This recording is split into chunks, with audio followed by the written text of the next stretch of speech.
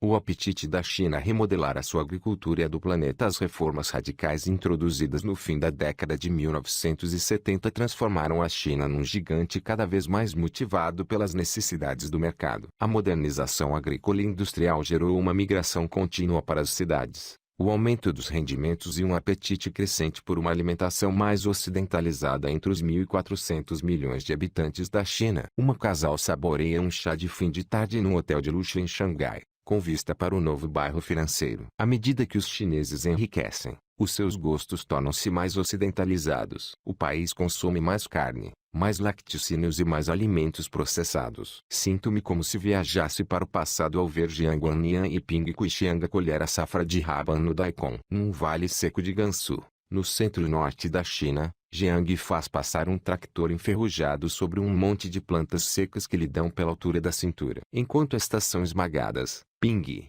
a mulher de Jiang, mergulha na palha uma forquilha de fabrico caseiro e revólver, preparando uma nova passagem do tractor. Por fim, Jiang e Ping acabam a trabalhar lado a lado. Faz calor, mas ambos estão envoltos em roupa, para se protegerem da poeira e do sol. Têm rostos bonitos, de pele esticada e vincada por longos anos de trabalho ao ar livre, voltando-os para o céu quando atiram a palha final ao ar e veem as sementes avermelhadas chover-lhes em cima. Este ritmo mantém-se horas a fio. Numa cantilena entoada, Ping encoraja o vento, murmurando: sopra, sopra.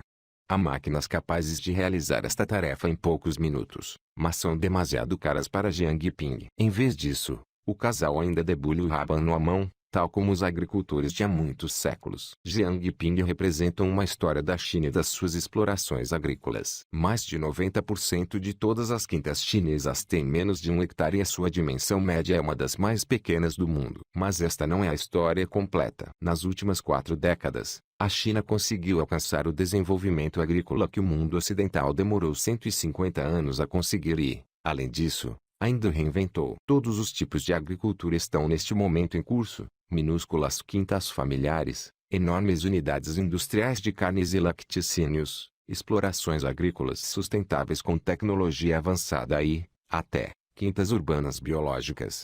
A China debate-se com um quebra-cabeças colossal: como alimentar quase 1/5 da população mundial com menos de 1/10 da sua terra agrícola, ao mesmo tempo que se adapta às mudanças dos hábitos alimentares. Há 30 anos, cerca de 1/4 da população do país vivia em cidades. Em 2016, esse número já ascendia a 57%. É a pegada de uma China mais rica e tecnologicamente mais avançada, com um regime alimentar cada vez mais parecido com o ocidental. Os chineses comem quase o triplo da carne que comiam em 1990. O consumo de leite e laticínios dos cidadãos urbanos quadruplicou entre 1995 e 2010 e quase sextuplicou entre os habitantes rurais. E agora a China compra muitos mais alimentos processados, que aumentaram cerca de 2/3 entre 2008 e 2016. Dada a insuficiência dos seus recursos agrícolas, a China precisa de procurá-los no estrangeiro, o que tem levado o governo a incentivar empresas nacionais a adquirirem solos agrícolas em países como os Estados Unidos,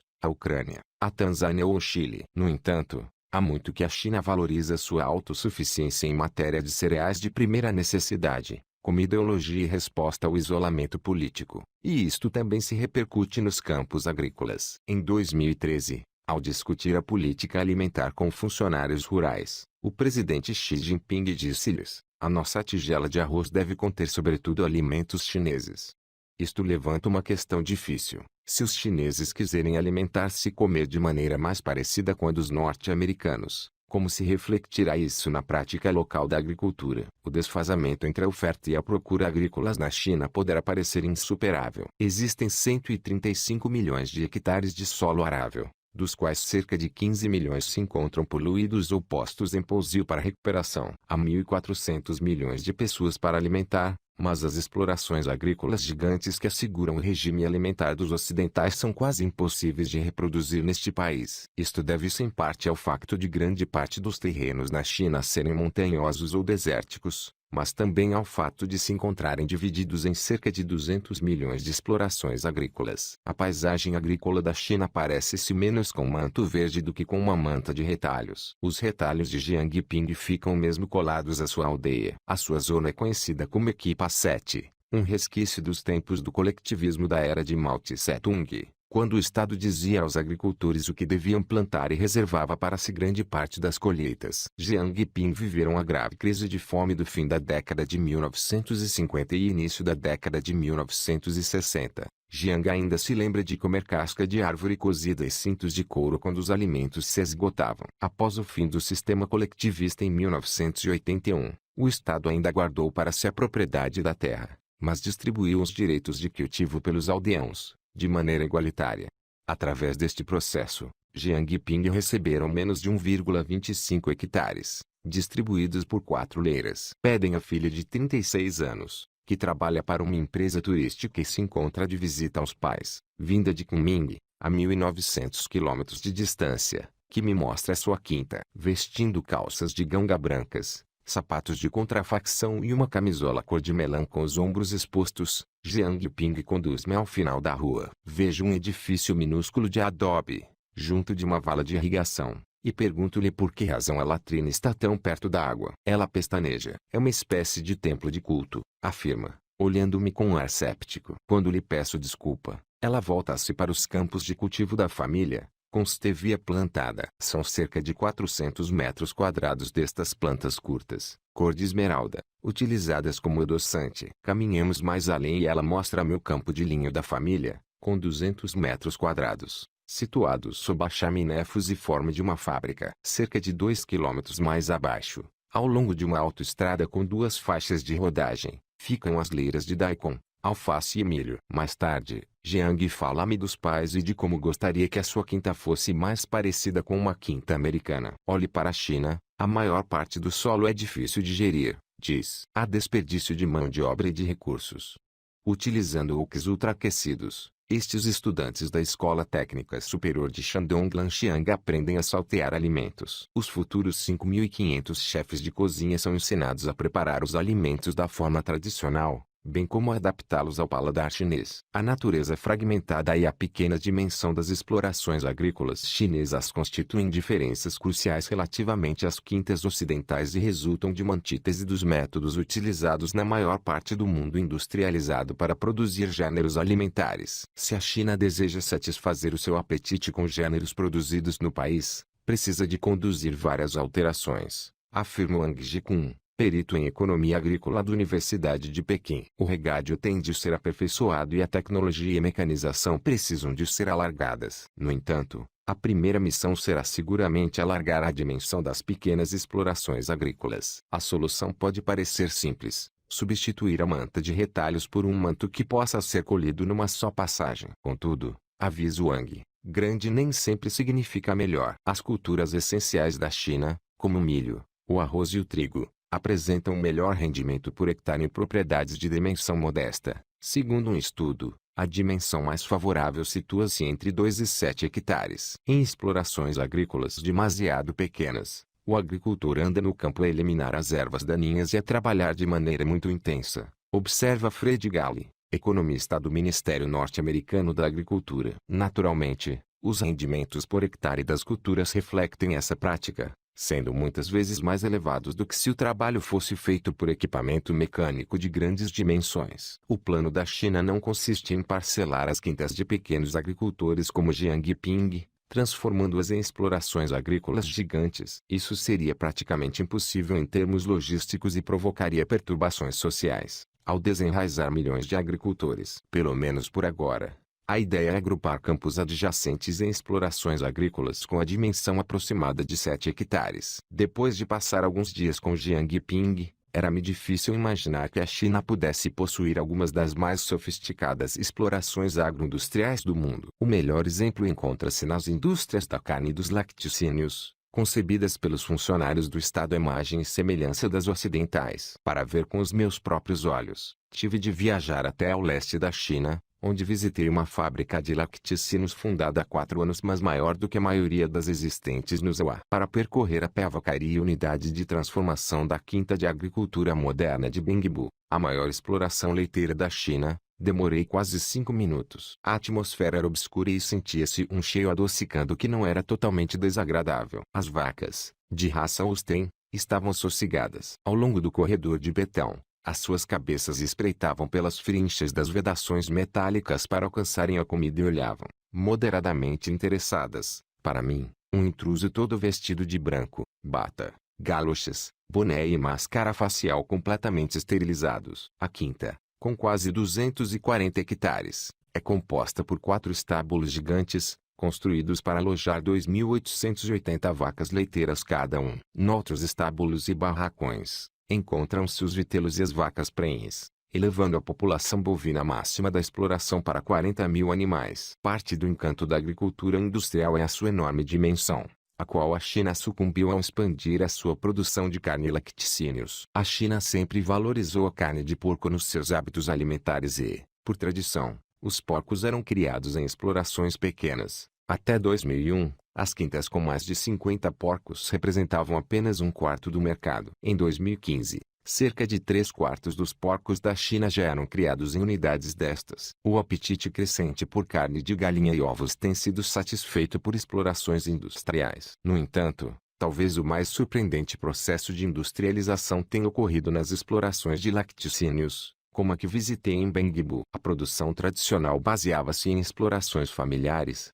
tal como a suinicultura, mas, após um escândalo de segurança alimentar ocorrido em 2008, envolvendo leite para bebês mortalmente contaminado, a China forçou a indústria a modernizar-se. Em 2008, quase uma em cada 6 explorações alojava pelo menos 200 vacas. Em 2013, isso acontecia em mais de uma em cada 3. É difícil exagerar a importância que a segurança alimentar tem para os consumidores chineses. Além dos níveis mortais de melamina contidos no leite para bebês, outros escândalos incluíram feijão verde tratado com um pesticida proibido e carne de raposa adulterada vendida como carne de burro. Em 2016, um estudo da firma McKinsey & Company apurou que 3/4 dos consumidores chineses se preocupavam com os riscos de saúde resultantes de alimentos ingeridos. O enorme número de pequenas explorações agrícolas torna o sistema alimentar da China quase impossível de gerir em termos de segurança alimentar, afirma Scott Roselli, perito em assuntos do mundo rural chinês. As fábricas de laticínios e os matadouros industriais viabilizam a rastreabilidade e a responsabilização, e isso é algo desejado pelos consumidores chineses. Com efeito, um coloquialismo tradicionalmente utilizado para significar estar sossegado,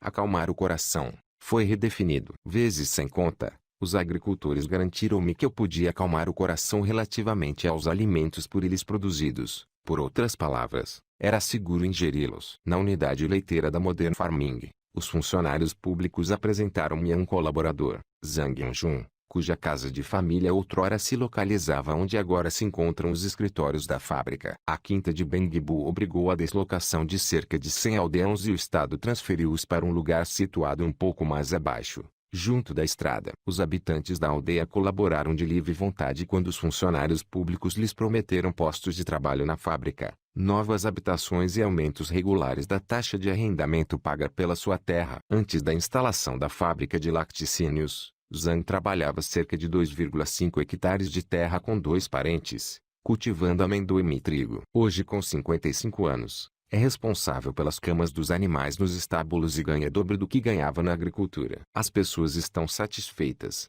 diz. Era duro o trabalho de agricultor. Agora consigo ganhar muito mais. Praticamente todos os defensores das explorações agrícolas de grande dimensão me contaram histórias deste tipo, afirmando que as quintas de grande escala são soluções eficazes para a pobreza nas zonas rurais. Segundo este raciocínio, os agricultores podem trabalhar para as grandes explorações e arrendar as suas terras, beneficiando de 2 rendimentos em vez de 1. Mas a realidade nem sempre corresponde ao argumento de venda. É verdade que gera um emprego, mas é limitado, disse Yi Jinzong, especialista em sociologia rural da Universidade Agrária da China. Quando querem lucro, a primeira medida que tomam é cortar nos custos com pessoal, e só podem empregar um número reduzido de trabalhadores mal remunerados. Ao aproximar-se o pôr do sol, visitei os aldeões deslocados e achei o seu entusiasmo pela fábrica de laticínios muito menor do que o de Zhang. Vivem num conjunto de edifícios de apartamentos com 2 andares e telhado plano, dispostos em forma de grelha,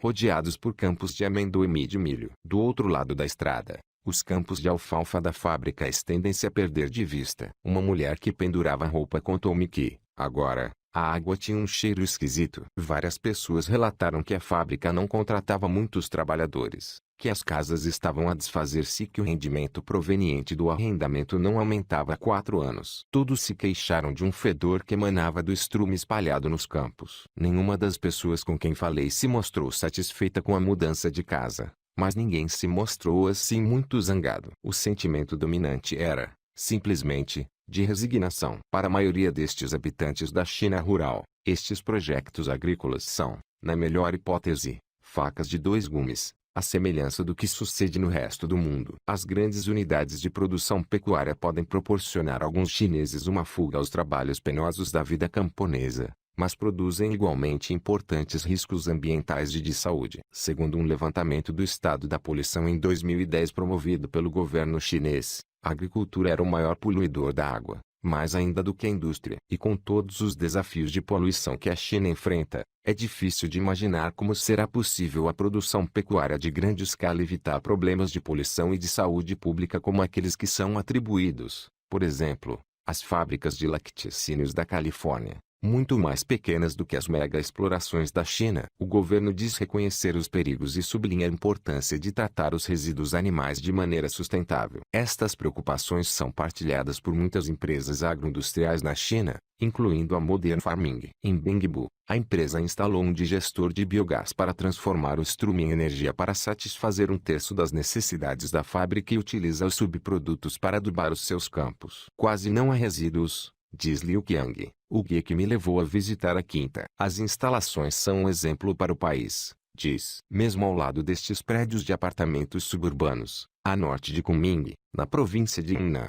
as estufas protegem culturas de rendimento elevado. Neste clima relativamente temperado, há colheitas todo ano. Na Baía de Hangzhou, na margem oposta de Xangai, à beira de uma enorme extensão de pântanos, uma conglomerado empresarial tailandês da indústria de rações animais está a construir uma mega exploração orientada por preocupações de sustentabilidade. A troco de uma isenção de renda e de um contrato de 20 anos, o Charoen Pukipand, ou Grupo CP, está atualmente a converter 2.600 hectares de lodaçais situados nos arredores da cidade de Xixin em território para a produção de gêneros alimentares. O seu objetivo é criar valor para a sociedade em todas as direções, afirma Wang Qingjun, vice-presidente sênior. É assim que se apresenta também o futuro agrícola da China, uma empresa multinacional a investir milhares de milhões de yuan num complexo agroindustrial constituído por campos agrícolas, quintas, fábricas, edifícios de escritórios e até unidades de habitação para os trabalhadores. No verão de 2017, os arrozais abrangiam 1.450 hectares. Destes, 47 hectares eram de cultura biológica, aprovisionados com caranguejos vendidos para fins alimentares. O complexo possui estufas de produção, campos de brócolos, veículos aéreos não tripulados para aplicação de produtos químicos, uma fábrica quase pronta de raviolis chineses e uma unidade fabril de ovos com 1 milhão de galinhas cuja dimensão se prevê venha a triplicar. Será tão grande que justificará a instalação de um robô termossensível que elimina automaticamente as aves mortas. O grupo CP espera igualmente recolher estrume de galinha em quantidade suficiente para produzir, todos os anos, 22 mil toneladas de adubo biológico. Em 2017, a empresa construiu uma exploração agrícola vertical, uma caixa arejada e translúcida composta por torres de 10 metros de altura com prateleiras rotativas de leitos para plantas, semelhantes a uma roda gigante. Quando a visitei, havia nas prateleiras couve bok choy, amaranto e cebolinho. O ambiente controlado permite a aplicação localizada de adubo, elimina a necessidade de quantidades maiores de pesticida e produz o quádruplo de um campo com as mesmas dimensões, afirma Wang. Esta quinta vertical é altamente promissora, sobretudo num país com escasso solo arável, onde os agricultores agravam as preocupações de poluição nacionais ao utilizarem 3 vezes mais adubo do que o necessário. O complexo é, em grande medida, um exercício de aplicação da lógica fabril aos gêneros alimentares e Wang encara como paradigma da integração vertical. O relacionamento entre os seres humanos e a terra deve ser harmonioso, diz. Ele considera este sistema de produção uma forma de concretizar o objetivo. Para o sector dos ovos, isso significa cultivar cereais para fabrico de ração avícola, criar as galinhas e, por fim, abatê-las e transformá-las depois de serem abatidas. A massa dos raviolis chineses será produzida com o trigo cultivado pelo grupo CP e recheada com carne e produtos fabricados pela empresa. A empresa possui lojas para a venda dos seus produtos. Trata-se de uma visão impressionante.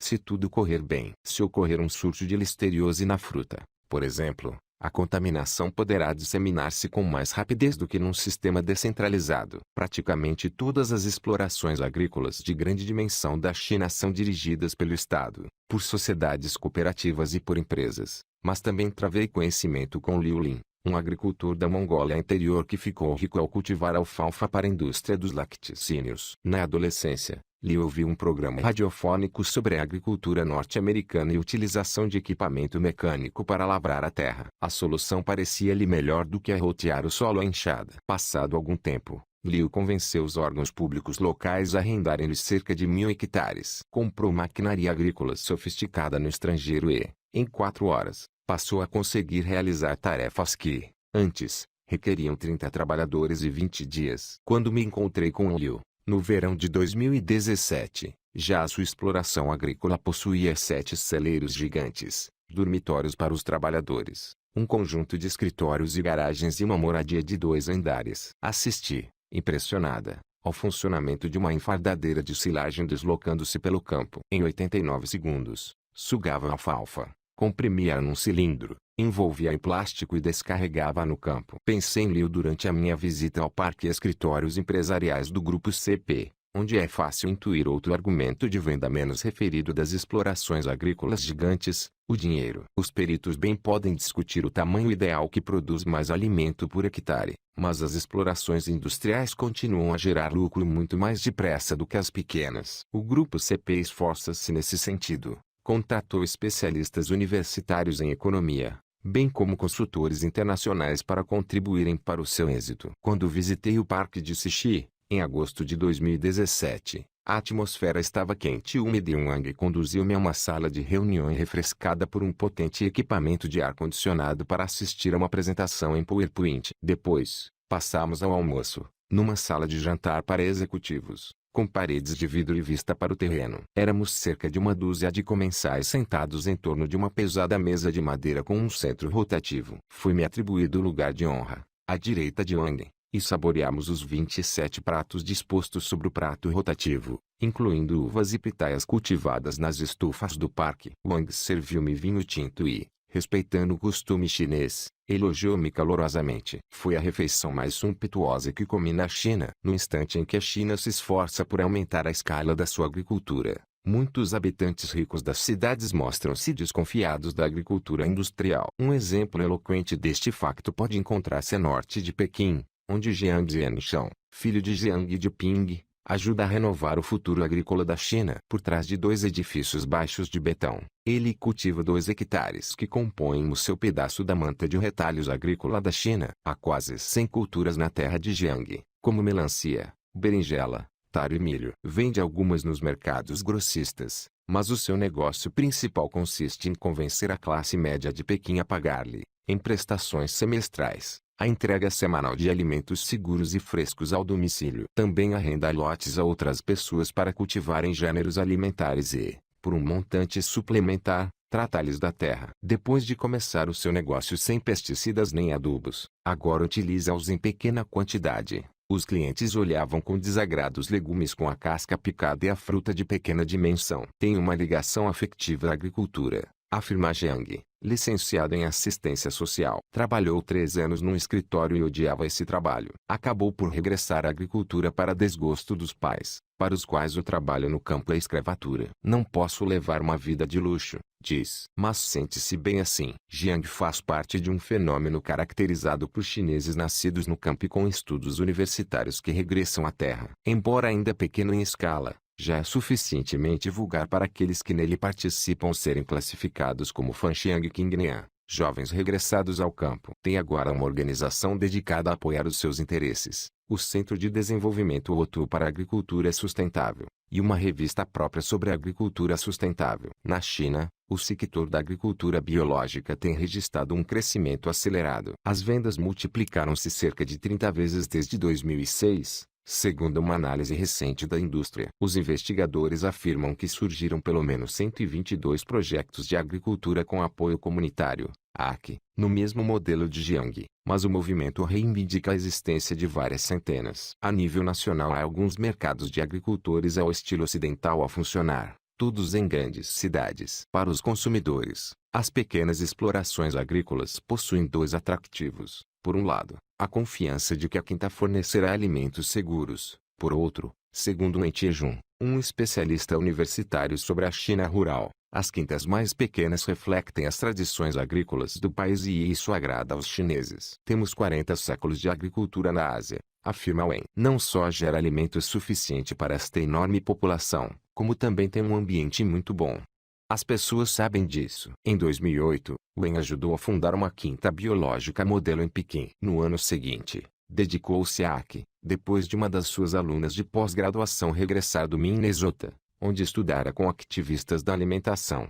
Na China, este tipo de alimentos continua a representar uma percentagem minúscula do mercado. Mas isto mostra que muitos chineses ainda não estão rendidos a um futuro de refeições industriais. Jiang Zhenxiao compreende a razão que leva os seus pais a quererem deixar para trás a sua quinta e não tem qualquer vontade de passar pelas mesmas provações que eles sofreram. No entanto, sente-se igualmente céptico quanto à necessidade das explorações agroindustriais. Quando o visitei, Jiang levou-me, com outros colegas seus, a jantar numa churrasqueira. Sentamo-nos ao ar livre, numa mesa de plástico, observando uma mulher gorducha de avental apertado a cuidar de uma grelha metálica estreita empoleirada sobre dois cavaletes. Uma ventoinha industrial rugia sobre o churrasco, libertando colunas esvoaçantes de fumo no ar da noite. A mulher trouxe-nos pedaços de carne de porco caramelizada e espetadas de corações de galinha, cogumelos enoki fibrosos, regados com molho e sementes de sésamo pretas, cabeças de alho grelhadas,